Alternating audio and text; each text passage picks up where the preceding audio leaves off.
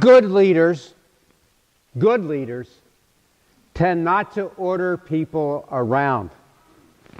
Rather, they suggest, invite, direct. The word order tends to be a harsh word, doesn't it? Taking away our freedom of choice and often our dignity with it. Sometimes, however, a clear and direct order is called for. For example, when a child is about to do something harmful, the parent will definitely order him or her to stop. Clear, direct, strong orders usually come when something is quite serious and important for the good of all.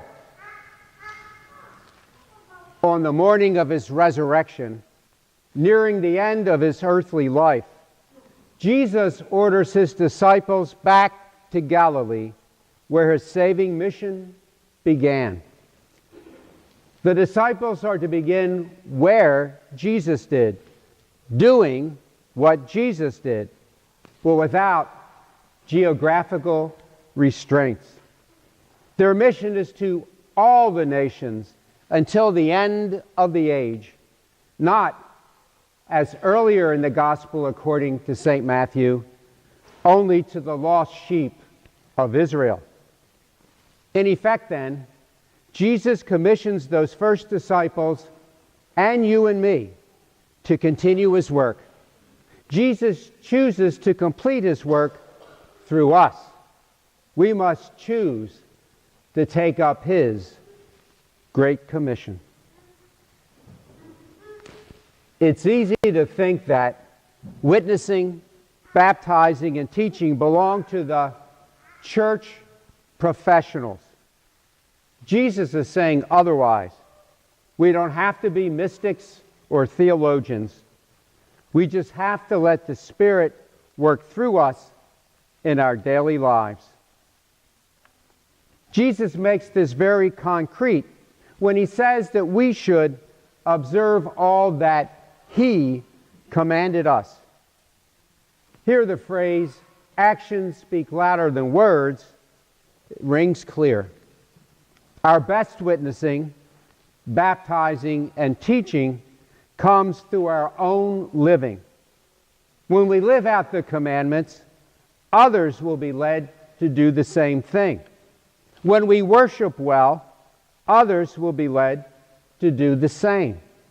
When we are confident of God's message, others will also be confident. We are then to be 21st century disciples in mission. We too are called to witness and baptize in the name of the Trinity. Practically speaking, what does this mean?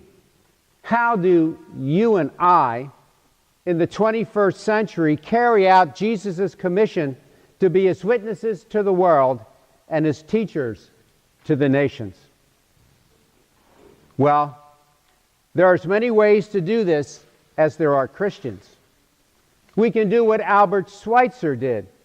At the age of 30, he abandoned his music career in Europe to study medicine and became a missionary doctor in Africa. We can do what Mother Angelica did. In her 50s, she began a religious television channel. Or we could even do what a retired naval officer and college instructor in Tennessee did a few years back. At the age of 52, he resigned his position and began studies for the priesthood. But there's another way to carry out the commission of Jesus, and it probably requires even more courage in the long run. What is it?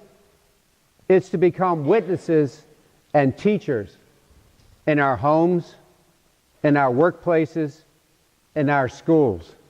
It is to carry out Jesus' commission wherever we find ourselves. How do we do this? Do we suddenly turn into religious fanatics and begin preaching to our families and our friends on a soapbox? Not at all. We do it simply by making an effort to become the kind of person God the Father made us to be.